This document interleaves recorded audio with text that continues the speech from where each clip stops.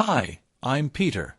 I'm an energy healer, and in these videos, I share the insights I've gathered from my healing sessions and years of spiritual experience. Today we'll talk about something rarely spoken about. What happens to your stomach when you live with a narcissist? Your stomach is not just a digestive organ. It receives, processes, and lets go. But when you live with a narcissist, this process becomes distorted.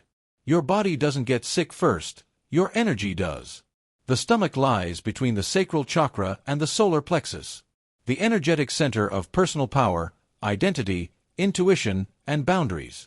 When someone lives long-term with a narcissistic person, whether it's a partner, parent, child, or boss, their boundaries are repeatedly violated.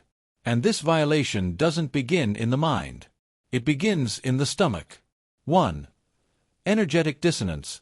The stomach chakra gets retuned. A narcissist dominates every space they enter. Their energy field is overpowering. They push their emotions, their will, their manipulation into you, constantly. It feels like your aura is being filled daily with someone else's intentions.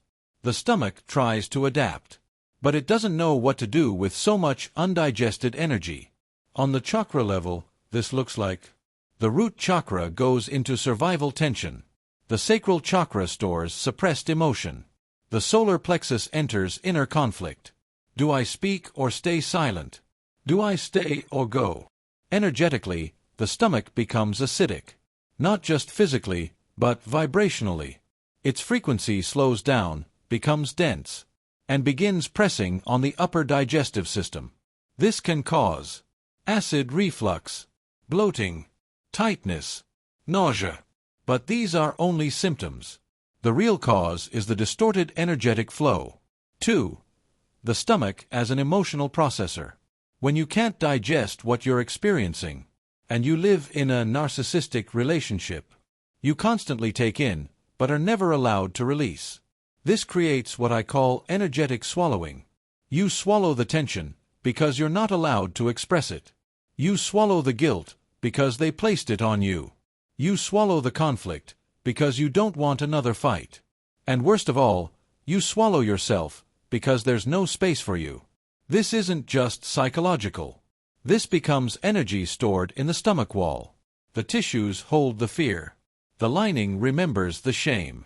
And over time, the stomach becomes hardened. First energetically, then physically. 3. Digestive symptoms from a spiritual healing view. Common complaints from people living with narcissists. Heartburn, returning guilt and emotional burn. Bloating, unprocessed emotional pressure.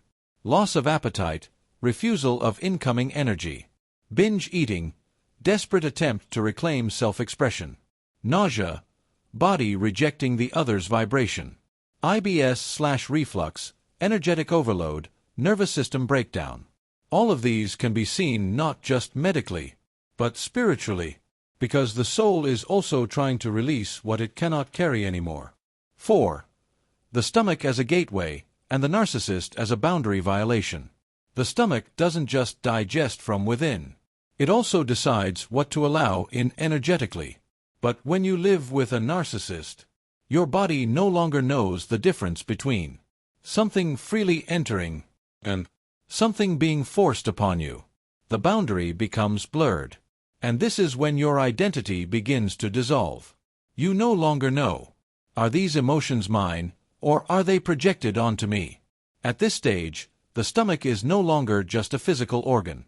It becomes the gateway of your soul. If that gets distorted, you lose your inner compass.